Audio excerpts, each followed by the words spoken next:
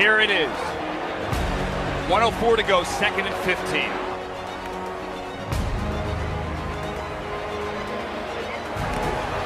Chubb stays in the backfield. Jameis to throw. Jameis has time. Jameis going deep. Has Tillman. End zone.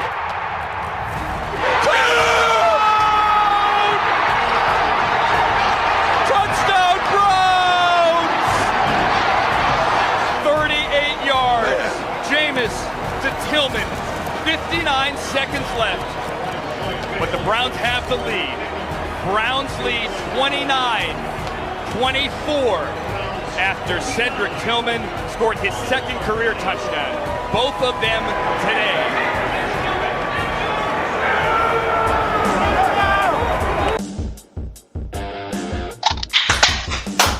Wow, oh wow, oh wow. If Absolute that does not get the blood rushing, I don't know what will. Ladies and gentlemen, good evening everywhere you're watching. This is Down with the Rounds.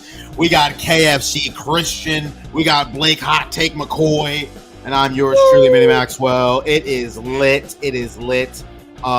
First things I want to say before we even talk Browns, I did want to get a quick thing, a quick comment from KFC himself about his Kentucky Wildcats taking on the Tennessee Volunteers. All blacked out for you, KFC. They're unveiling the all-black unis. Are you a little bit afraid of the number 7th ranked Tennessee Volunteers? Rocky Top. There's nothing to be afraid about. They're going to blow us out. We're going to lose by 30. It's not even like they're that good. It's just we're that bad. Yeah. No. Rocky Do you remember Top, how bad? Do you remember how bad? Top, Tennessee.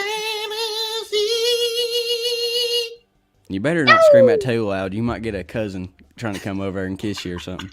But it's man. You remember how bad Freddie Kitchens was? Yes. You remember how bad that team looked? Yes. This is like if you take that and you give Freddie Kitchens steroids and some of that like stuff they give Bane. Like that's how bad this team is, bro. It's awful. And we got good players. Bro, we got people that should have been projected first round pick. Like you guys almost beat Georgia a few weeks ago. You guys almost beat Georgia. Come on. Dude, our offense is so bad. If we had a competent offense, like mid pack, yes, we would probably be. Are you the Browns? Are you the Browns? If you just had one quarterback. It's not even a quarterback issue. It's our line. It's our offensive play caller. Our offensive play caller literally runs the same plays every week. Sounds like Kevin Stefanski hate. It sounds like Kevin Stefanski hate how the Browns. No.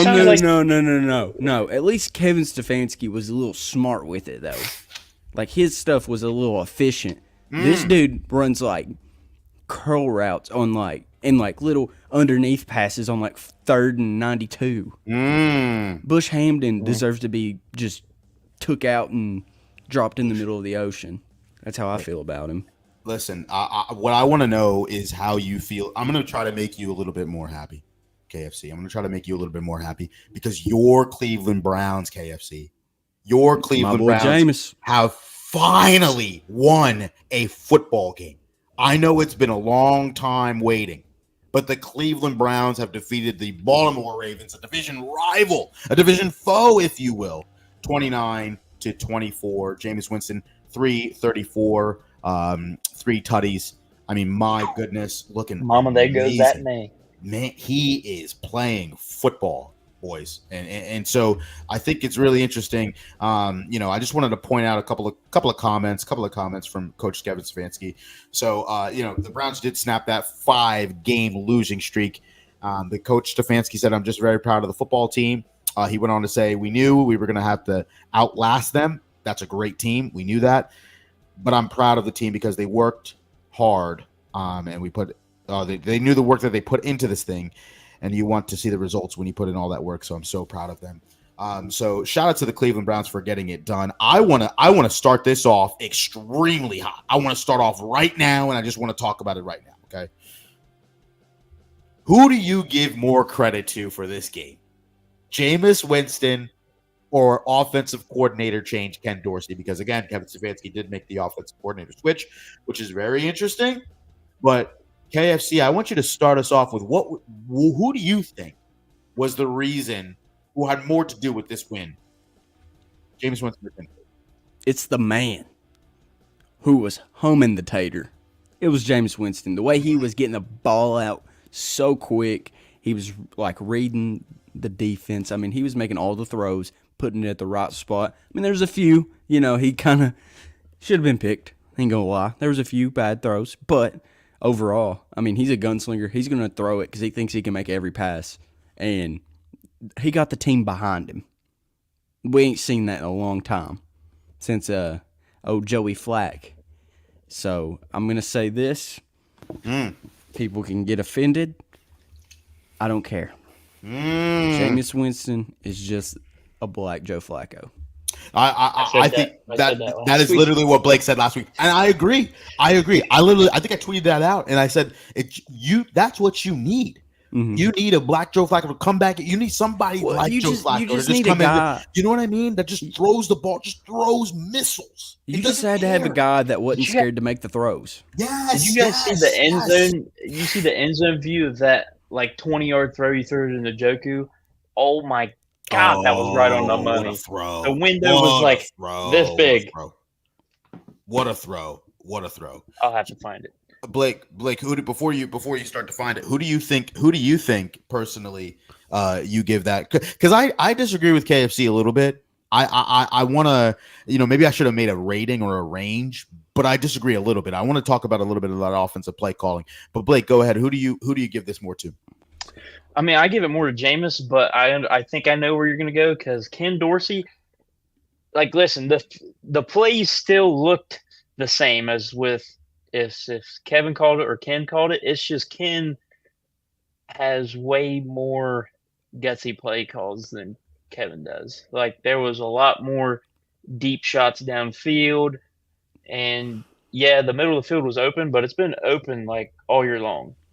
All year long. It's just Deshaun was scared out of his pants to throw an interception.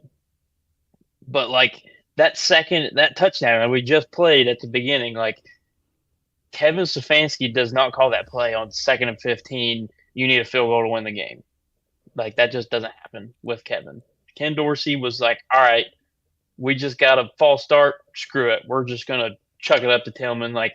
That is ballsy. That is literally balls to the ground. But I think it's more Winston than anything else.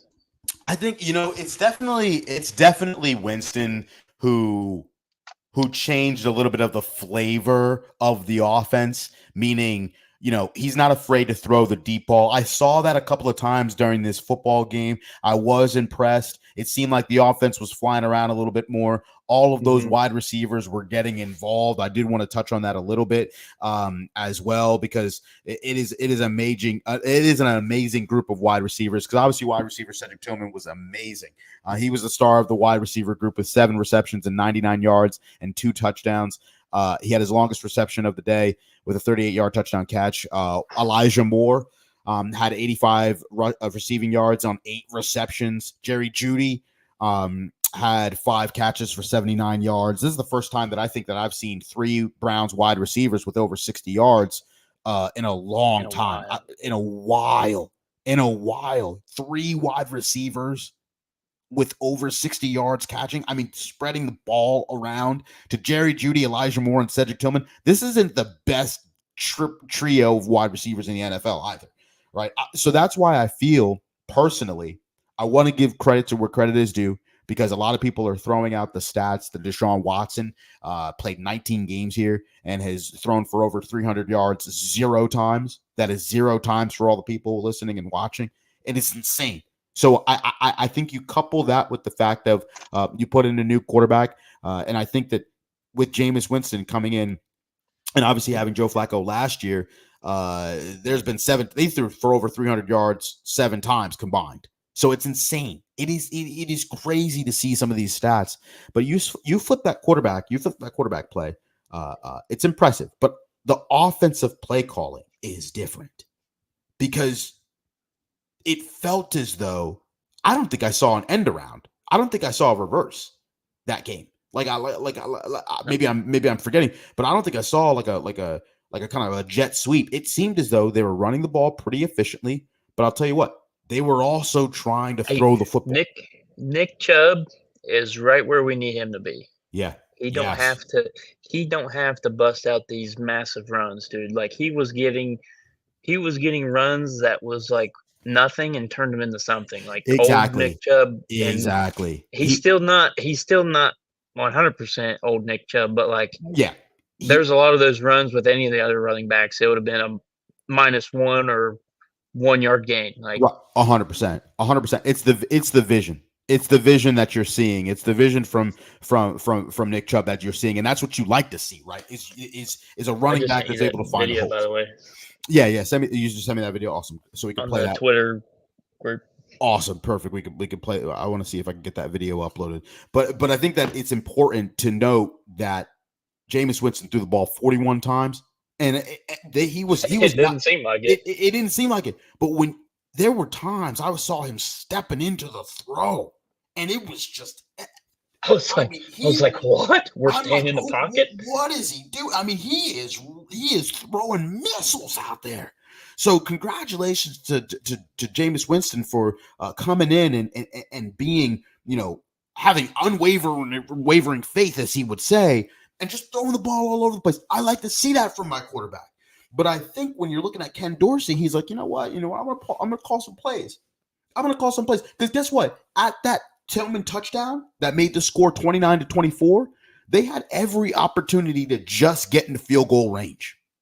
Right? They could have went up if they just scored a field goal.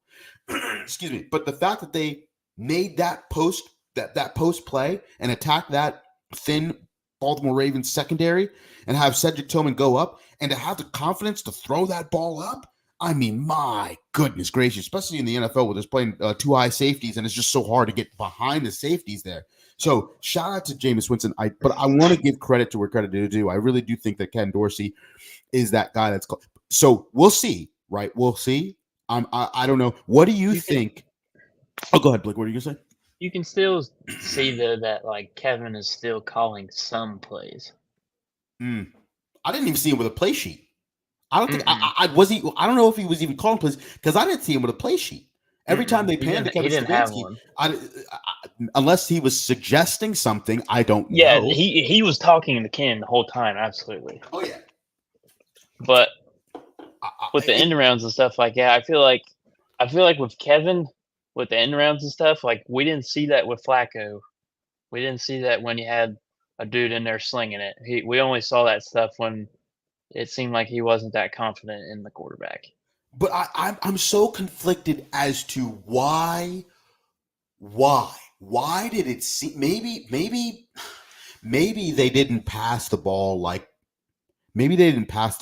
with Deshaun because they didn't have confidence in Deshaun Watson. But he didn't have confidence in himself. Exactly. It felt like he didn't have confidence in himself. And Mary Kay Cabot came out today, potentially said that Deshaun Watson may or may not still be here next year. But she was also hinting at the fact that Jameis Winston can come back. I mean, Jameis Winston's only 30 years old. He turns 31, I believe, in like January. I still need another game or two. Yeah, before I say any of that, because again, a lot of those picks, a lot of those years, but.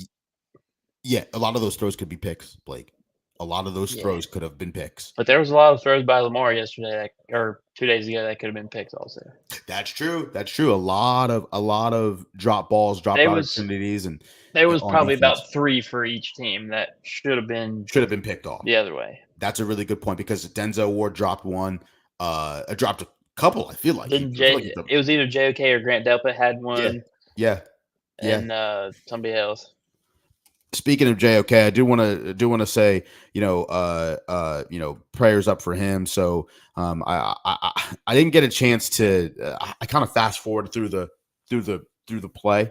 So I really didn't get a chance to not fast forward, but I think I was at the bathroom or something. I came back and people were like, JOK's down, and I just saw the cart come out and everyone chanting his name, and so it is a big detrimental blow to the defense. I have not seen an update for him. Have you seen an update for him? He cleared from the hospital. Okay, he's good. They kept him overnight. Okay, so that was the one thing that he did do. He was cleared from the hospital. And then he tweeted, God is good, or all is good, and then Shout out to Cat's and Cup podcast. And then he Jameis said like something in people. his language that I have no idea how to pronounce. Yeah. I think it's absolutely But so they I think it's so funny because it, not funny, but I more so think it's telling, for the crowd to give that kind of standing ovation for him. Obviously, we know what happened last week with, people getting injured, with Deshaun Watson getting injured and the crowd cheering and stuff like that. But the crowd was, that place was rocking. Man, it felt like they needed water, and all of a sudden they finally got it. They were super, super thirsty, and they finally got an opportunity to get water. It's just the fact that it was a packed house after that game last week. Yeah. I understand Jim Donovan and everything else, but I was not expecting a packed house. And when Tillman scored that second touchdown, they zoomed it. They put the camera on the crowd, and it was insane. It was like a playoff game. 100%. You know what? And you want to know something else? I feel like it's so interesting because shout out to the fans. I think it's every single week in and week out. There's always something. It's like watching the Cleveland Browns is not like watching a bad football team normally. Watching the Cleveland Browns is like watching a drama show. There's always something that drags you back in the next week, whether it's, this player's coming back from injury, or, they made a switch here, or, unfortunately, you have the death of Jim Donovan. I think it's really important to shout out one of the voices of Cleveland Browns football. Announced a lot of the games and a lot of great moments in Cleveland Browns history. So I feel like going into this game, that moment of silence, it's just like it riled up the crowd, it riled up the players, it riled up the situation, and people were going to play harder because of him. And so I personally believe every single week, and even next week, now we're on our high horse because we won, and now we have Jameis Winston. We're going into we have the Chargers next on the schedule. For some reason, Justin Herbert's undefeated versus us. He loves playing the Browns. I don't know what it is, but that's just the case. So I don't know. Are you impressed with the way the fans handled themselves in this game? And if so, give me some of the reasons as to why it just felt like they really needed it. It was a sigh of relief, and kind of speak to me toward that of how much this win means for the Cleveland Browns fan base. Oh, dude, that's a crazy question. Dude, it just amazed me how loyal our fan base is, because we go from last week saying the season's over, we're booing Deshaun, we're cheering for Sean to get hurt, and then all the players are saying the fans are going to lose the players, this, and that. And then you come out this week, and the fans just still come out, packed house. It's just crazy. No other fan base would come out for a 1-6 football team in almost a sold out crowd at home. There's no way. And you're playing one of the baddest team, one of the best teams in the AFC on a 5-game win streak, and you go out there and beat them.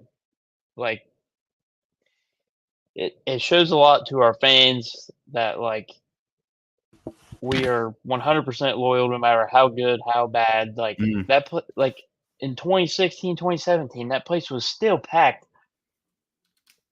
when we were bad, and we knew we were bad. Yeah. I remember watching them beat the Chargers on a missed field goal attempt, winning our first game in 2 years. And that place was packed on Christmas Eve. It was literally insane. And it felt like that yesterday, even though, I don't know. My words aren't going to explain how awesome that was to see. Yeah. And now it's going to be packed for the rest of the season, no matter what our record is. 100%. I think I think this gained back a lot of what the fans have been waiting for. I know what I've been personally waiting for. I think I wanted to see the Cleveland Browns put together a performance that we thought that we would get before the season started. And it makes you question why these decisions weren't made Earlier. I think it's important, Go ahead. Oh no, yeah, no. I just think that it's interesting because you look at what they had to do with Deshaun Watson being under center. I think it was such a difficult, and I'm not saying that the injury took a season-ending injury to get him off the field. It is crazy to me. It's not a good thing. No one is happy that he's got it. I don't believe so. I hope that there are people who are happy.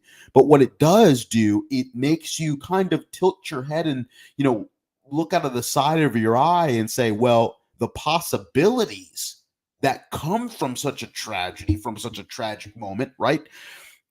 It seems as though it was rejuvenating in some way. You put in another quarterback and now you see this. I'm not saying it's all on Deshaun Watson, but I'm saying that it definitely brings a little bit of like, okay, well then what the heck was going on? Why was he forced to start? The conspiracy theories go stronger now. Then there's even conspiracy theories like if you saw TA's stats, it was the most time allowed in the pocket by an offensive line. Yeah. The most this year. Yeah. Yeah. It was 4.6 seconds or something like that. And we watched the last 7 games and it was not 4.6 seconds at all. 100%. 100%. And that it was just shout out to DeJuan playing left tackle, by the way. Mm-hmm. Wyatt Teller was a big help. I missed him. I missed that big old boy. Shout out to Wyatt Teller. Shout out to Carly Teller. Shout out to them because I feel like Carly Teller is the Twitter account for Wyatt Teller. She sent us a Christmas card last year. I'm ready for the next one. Yeah, that is so cool. That is so cool to see that kind of fan engagement. And I think that again, I just want to say this one thing too about Jameis Winston. It makes you want to root harder for the Cleveland Browns. 100%. With Watson, you had maybe 30% of the fan base wanting to go watch Watson succeed, and nothing against Watson. A lot of his off the field stuff made that that's the reason why half the fan base is divided. Yep. It has nothing to do with his play. You could go ask all those people and say oh yeah, he was second in MVP in 2020. I was 100% expecting that, but he did all that stuff off the field. I can't support that, which obviously is fine. But with Winston, dude, he's a man of faith. Everything he does is based on faith, and you could just tell. I don't care if you believe or not believe, but you can't tell me that there wasn't something going on at Huntington Bank Field. You cannot tell me there isn't something out there that changed that game. There's 999 however many nines, trillions, thousands, millions you want to say. Kyle Hamilton should have never dropped that. No. Ever. If you replayed that as many times as you did, he would have never dropped that. You can't tell me Jim Donovan or whoever knocked that out of his hands and gave the Browns a chance. Oh yeah. It was weird. It was crazy. I remember sitting on my couch. I had my buddies over, and we all just looked at each other and were like, "How did he not catch that?" Because he caught it 4 times and then dropped it. Yeah. Oh yeah. Yeah. Oh, and the same thing goes for that pass over the middle for 40 yards to Rashad Bateman. I know that he dropped that big ball. Right. He said it was the sun. He said it was the sun. Which the sun in October in Cleveland. Yeah. And you say it was the sun. Oh yeah. That's the first time probably anybody has ever heard that before. I will say that the sun from the angle was coming from that side. Yeah. I think he probably saw the sun and then dropped it and then blamed it on the sun. Right. So it's like, because the sun was coming from that angle. But I believe like you put your hands right where it was supposed to be. So it's not like an outfielder in baseball where the sun got in your eyes and you see them kind of cover their head. You know what I mean? And you're like, oh man, that clearly is the sun. It's just unfortunate. Right. But in these situations, it's like you definitely caught it. You definitely had it. You definitely had the pass. And if you would have caught it, you would have caught it. So it's plays like that. But that's the NFL. It's so good because those are the small plays. And Jameis Winston said that, right? Woulda, coulda, shouldas, whatever. Sometimes you got to be on the right side of that. And for good teams, it happens to them all the time. They're just on the right side of those things. And so the question that I have now, and we made a poll about this on the Down with the Browns Twitter page. So if you don't follow us, please, at Down with the Browns, DWTB on Twitter. We put out a poll and said the Browns are looking much better right now. So we have to figure out, if you're the GM of this team, obviously you can't say tank outwardly, right? Because people, you won't sell tickets. But do you think the Browns are 2-6 currently? Do you think right now that you might want to potentially tank for the season? Call it quits? Do you not mind tanking? Do you kind of make some adjustments? Because that's what I thought was going to happen when Kevin Stefanski gave up play calling. I thought they were just throwing in the towel and now trying to throw anything at the wall to see if it sticks, right? But now the Browns look pretty good. So, or in this year, by the way, I'm not trying to be whatever, but this AFC this year is pretty weak. I mean, we are 2 or 3 games behind the 7 seed Colts. Absolutely. And if the Vikings, I think it's if the Vikings beat, I believe it's if the Vikings beat the Colts or something like this. I think it's if the Vikings beat the Colts and we beat the Chargers, we're at the 7th seed right now. It's insane to think about. The 7th seed. So we're right there. We don't need much. We just got to keep winning football games and see what happens, right? So, for the question for you, Blake, is: do you want to tank or do you want to kind of push for the playoffs and see what happens? I mean, right now, you can't make that decision until you play this game on Sunday, because the trade deadline is right here. Like, it's right after this week, and like if you lose this game, like, you'd have to have a serious talk with the players or something. I don't know how that goes down, but if you win this game, you have a hell of a shot to make the playoffs. Like 3-6, I've seen plenty of teams that have had those types of records and then have a run towards the end of the year and make it. Like, oh yeah, like you heard Juan Thornhill in his press conference. He fully believes that they're going to go on a run. He 100% fully believes that they're going to go on a run.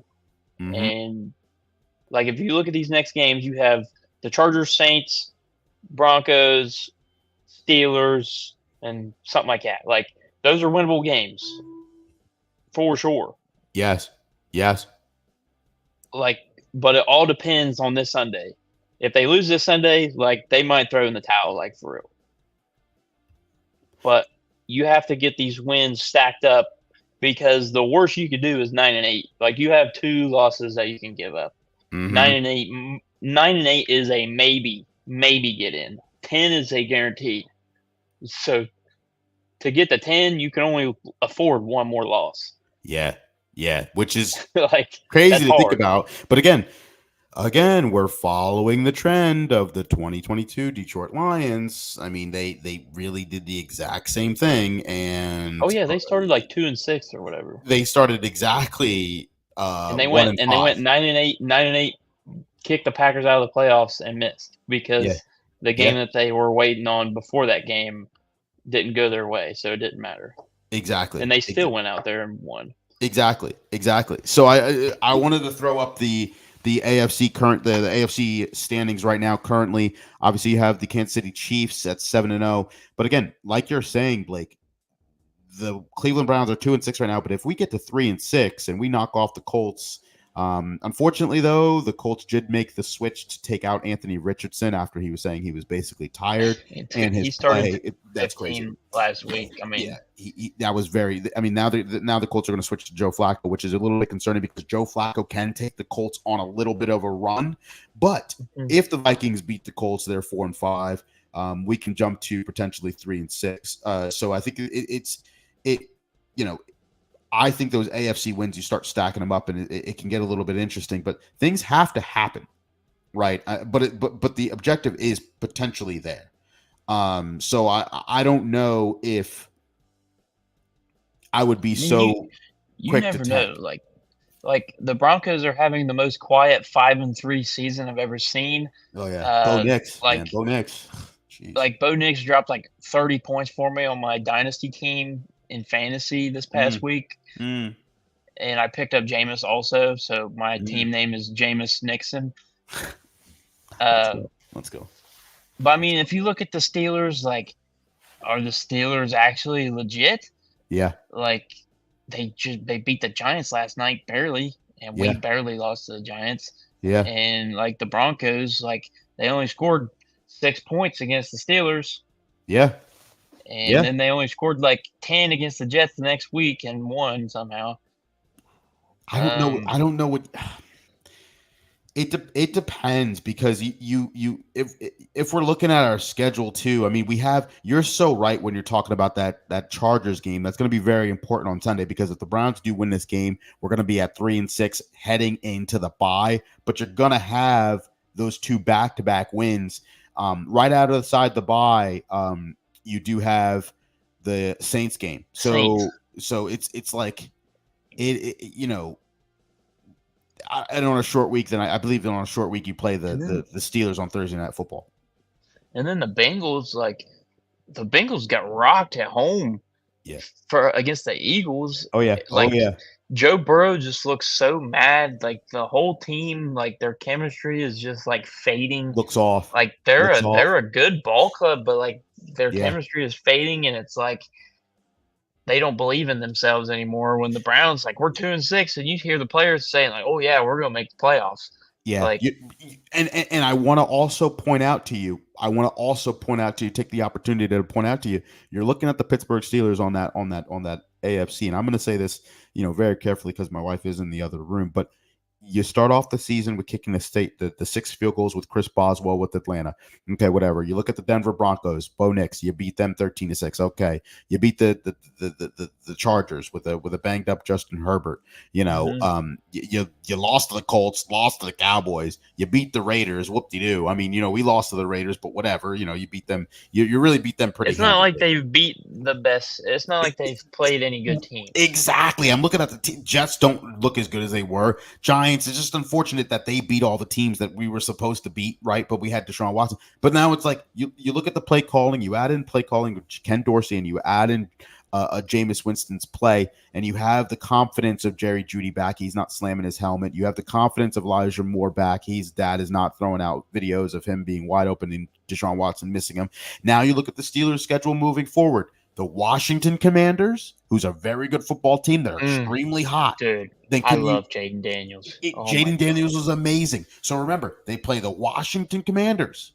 Then, Blake, the week after that, they play the Baltimore Ravens. And then they play the Cleveland Browns. But the and Steelers then they play the Bengals. Ravens number 2. But this is division play. They play 4 division games back to back to back to back. And then they go to Philadelphia, then Baltimore, then Kansas City, then finish with Cincinnati. They're like, they are so lucky they started 6-2. My God. I am telling you, it is insane. They play 3 games in 10 days. So do the Texans. It's so crazy to me. The Texans are about to play 10 games or 3 games in 10 days. It's so crazy. So we're going to watch the Texans closely. I do believe they're going to win that division, so they're going to get a playoff spot. And they have to play the Chiefs and the Ravens also. Absolutely. And as you judge by, if you're viewing it, if you're a viewer right now, you can look at the ticker right now. There is breaking news. Stephon Diggs is out for the season for the Houston Texans. So Deontay Johnson did get moved over from the Panthers to the Ravens via trade. But I think so Ravens are probably trying to make some moves. Saw the Rashad Bateman drop that ball because of the sun. Deontay Dropson. I call him Beyonce Dropson. Beyonce Dropson to the Baltimore He Ravens. did have drop problems in Pittsburgh. He did. He was doing a lot of tennis ball drills and got a little bit better, but he's still dropping the ball heavily at a high clip. But again, we can't schedule watch and look at other teams. I understand that, but when you're looking at that 10-game schedule for the Pittsburgh Steelers, and you're looking at the Eagles, Ravens, and Chiefs, those three games in 10 days at the end of the season, I give you a little bit cause to pause when I'm looking forward. And so again, having that schedule up 6-2 might look a little weird in a few months. So the Browns just have to win their football games. That Raiders game hurts. Just watch it. Look at the Raiders right there. Yeah. That Raiders game hurts. That Raiders game hurts without Max Crosby and without Devontae Adams. I cannot believe we lost that football game. I can't believe it. That game is going to be the game that, like, when we had when the Jets came back and scored, what was it, 14 points in a minute and 12 seconds or something like that. That was there. And that game was so frustrating because it meant playoff implications was a problem moving forward. That game with the Raiders is going to be a problem. So we're just going to have to win a bunch of games. We're going to have to do it. And it starts with the LA Chargers. It starts with the LA Chargers this Sunday. And because it's just that important. I haven't even watched the Chargers because it seems like they're just a bunch of nobodies. But for some reason, we haven't beat them. I couldn't tell you last time. I'm pretty sure the last time we beat them was Christmas Eve when we were 0-14. 100%. And I wanted to throw this on full screen because Justin Herbert, as we're looking forward to this game, Justin Herbert has a 2-0 record. He's undefeated. He's undefeated versus the Browns. And when he plays the Browns, he plays the Browns. I mean, there was, I think the first time he played us, look at those numbers: 400 yards passing, 4 touchdowns. That was the duel versus Baker Mayfield, if you remember. They went back and forth, and we were in LA, and it was just a shootout. Here we are, December 24th. 2016. Wow. Cleveland 20, San Diego 17. Wow. And you've played 4 games since then. Oh man. You had in 2017 it was 10-19 Chargers. Then 2018 was 38-14 Chargers. Then you had the amazing last 2 meetings, 42-47 Chargers and 30-28 Chargers. So the stats for the matchup predictor for ESPN, according to ESPN Analytics, has the Browns having a 53% chance of winning this football game, Chargers with a 47% chance of winning the football game. And I think it's the money line. I think it's -2, I think 2.5 for the Chargers. So the Chargers are, by ESPN Bet, are expected to potentially win this game for ESPN Bet. But look, I think there's a first time for everything. And I think this is going to be the time that we finally beat the LA Chargers because Justin Herbert and that offensive line, we should. I mean, that offensive line, they traded away all of his assets. Jim Harbaugh is, that coming back, making his spurt back to the NFL. Are the fans losing confidence there? They're a team that's out west, and just like you said, they're 4-3 right now. Who they played? Like schedule wise so far this season? Yeah, the Chargers. The Chargers played. Obviously, they played the Raiders. They played the Panthers. They've lost to the Steelers 20-10. They lost to the Chiefs 17-10. That's a division game. They beat the Broncos. They lost to the Cardinals 17-15, and they did beat down the New Orleans Saints, but they kind of took a nosedive after the season. So it looks like, judging by their schedule for the LA Chargers, they've beaten the teams that they were supposed to beat, right? They lost to the Steelers, lost to the Chiefs, lost to the Cardinals, all handedly. And so you're looking at some of these games and you're like, okay.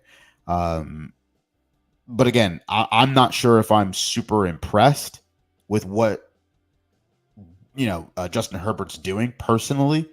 They're racking up a lot of scores. What's they did his overall numbers? Justin Herbert's overall numbers are last game he threw for 279 and two touchdowns. So far this season he is at 1,400 yards, 65% completion percentage, 8 touchdowns, only threw 1 pick. That's one thing that's very interesting about Justin Herbert. He does not turn the ball over himself. I just haven't watched enough film on them. I think it's just because they're a West Coast team that like I just never have a chance to watch them. Yeah. Like the only time I've seen them really play was like some of the game when they played the Steelers, Mm-hmm. and like I can't even remember what it looked like. I'm gonna have to watch some tape. That's true. If there's any consolation, I mean, he's killing it playing indoors and outdoors. He seems like he has a little bit of a lower quarterback rating than he will be in Cleveland. I mean, the quarterback rating is a 95.7, so I'm not going to say that. I wonder what the weather is going to be like. That's true. We have to check the weather. Yeah, if you could check the weather for Cleveland on Sunday. I think it's important also to note that the Pittsburgh Steelers are a pretty good defense. Chiefs, pretty good defense, right? And so if we could put pressure on Justin Herbert, I think that we could potentially put him in positions to make mistakes. I don't know if he's going to throw any picks because for whatever reason, we just can't pick the ball off. We need to get a little bit more turnovers when it comes to that. I mean, after watching the Steelers last night and seeing what TJ Watt can do, again, turn the ball over, strip sack, fumble. I need a little bit more from that. I need a little bit more of that from Myles Garrett. But again, J.K. Dobbins has been killing it too. That's another thing too. They struck gold with J.K. Dobbins. He has 4 touchdowns on the year. Lad McConkey might be a little bit of an issue. Their wide receiver, Lad McConkey. We're going to have to figure that out. It looks like it's going to be 56 degrees at kickoff. 56 degrees? Going to be a little bit cold for those West Coast boys. I think it's going to be, for some reason, they have the Baltimore Ravens running back room with Gus Edwards and J.K. Dobbins, but which gives some familiarity for the Cleveland Browns. So that's definitely good heading into that game. But again, all the attention is focused on this game for the Browns. I think that they know that what the Chargers can do. And so Lad McConkey, Joshua Palmer, those are the wide receivers we got to watch out for. What are some of your thoughts heading into this game? Mohamed Diabate needs to have another amazing game because we don't know the status of JOK. Most likely he's not going to play, I would assume. So somebody's going to have the green dot here. I haven't heard about anything about Jordan Hicks either. I must be out of the loop on him because I feel like I'm way out more of the loop now because of my job and stuff. But Michael Hall was impressive. He needs to have another good game. All these young boys that had a great game last week against the Ravens need to do it again. Like this game might be more crucial than the game was last week. Well, never mind. It's probably the second most important game. Last week was so important because of Jim Dobbin and everything. But I don't know. I feel like with Harbaugh, like they're going to run the football and then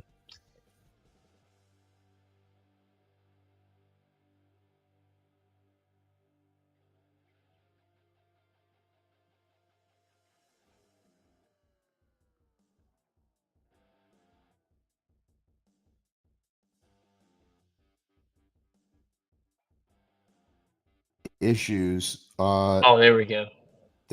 Yeah, we have some connection issues. Technical difficulties, dude. I saw buffering. I was like, oh god. Oh no. But what were you saying? You saying about the running game? Oh yeah, I thought we did fairly well against Derrick Henry, but it's Derrick Henry. I mean, come on. But right.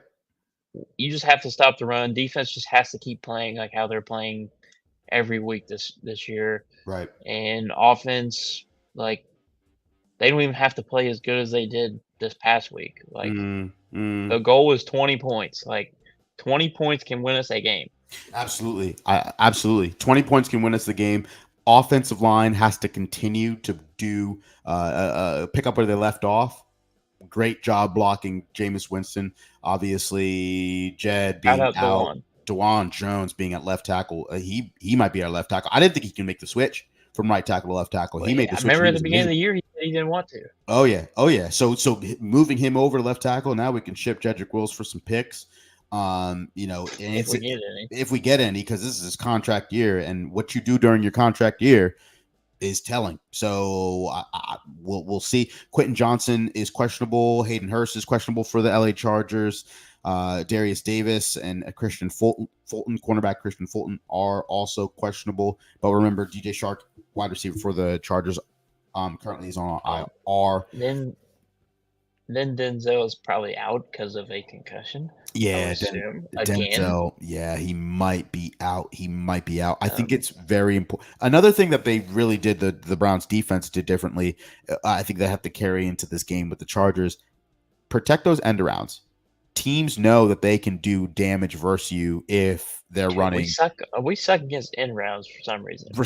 Horizontal. We love to go downhill and blitz downhill and push downhill and go vertically up the field. But once you send us going horizontally and making us run instead of 5 yards north and south, we're running 10 to 15 yards further out.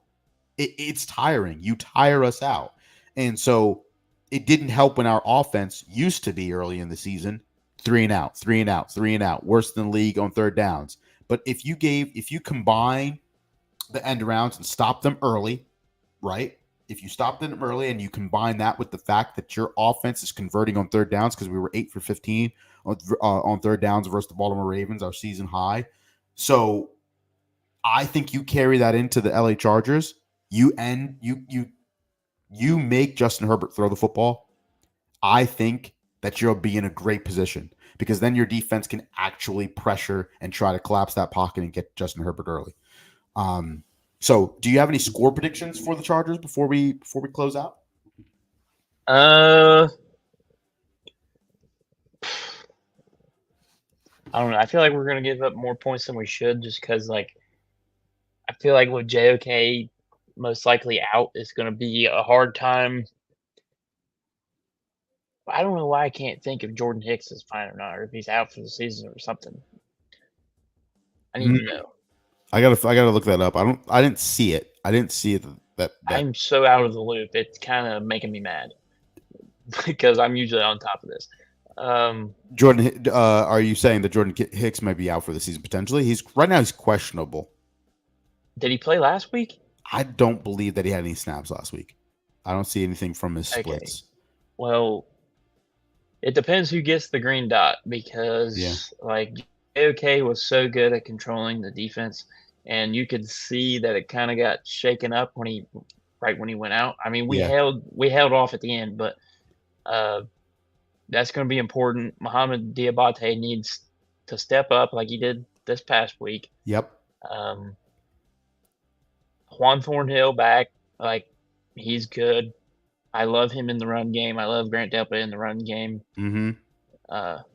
Grant Delpit put a big hit on Derrick Henry, by the way. Martin Emerson and Greg kind of make me nervous for some reason. Yeah. Cam Mitchell, ready to see him play a lot. I want to see that. I want to see that 7th rounder out of South Dakota or North Dakota or whatever the Dakotas we got. I'd like to see him some. Zach Zinter? No, Zach Zinter is the guard from Michigan. Oh. You know the...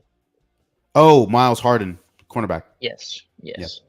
He, I'd like to see him play, but probably won't. Yeah. I think it's going to be kind of around the same score as last week, to be honest. Mm-hmm. Probably a 20 to 26 Browns. 20-26 Browns. I have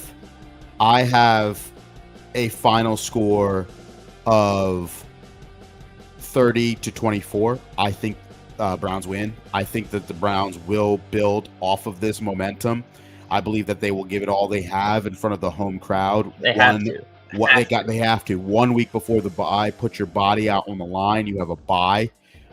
Protect those end rounds. They did a great job. This game is for most of y'all's jobs too. If we lose, yes. Oh yes. Oh yes. They will make some. They will make some changes. They will be on fire sale if we lose. Absolutely, absolutely. So I think that you're going to see Jim Schwartz do the same exact thing. He knows these teams are beating us with end arounds, and they start early. They're going to protect the end arounds. You're going to make J.K. Dobbins runs. Keep balling, Za'Darius. Za'Darius is great. Diabate is doing fantastic. I love to see it. Keep him at the mic.